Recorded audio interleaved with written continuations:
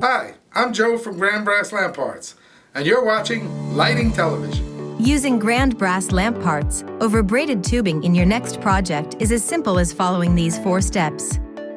Step 1. Using clear cellophane tape, tape up the section of tubing you plan to cut. You should only use enough tape to wrap around the tube twice. Step 2. Cut the section of tubing in the middle of the taped section. Step 3. Run your pipe or threaded nipple down the middle of the tube.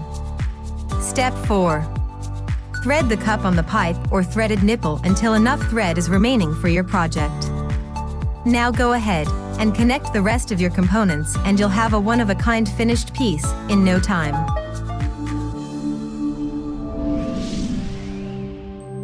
Please visit us on the web at www.grandbrass.com. And to keep up to date with all the latest news and products that Grand Brass has to offer, like us on Facebook and check us out on Twitter at Grand Brass.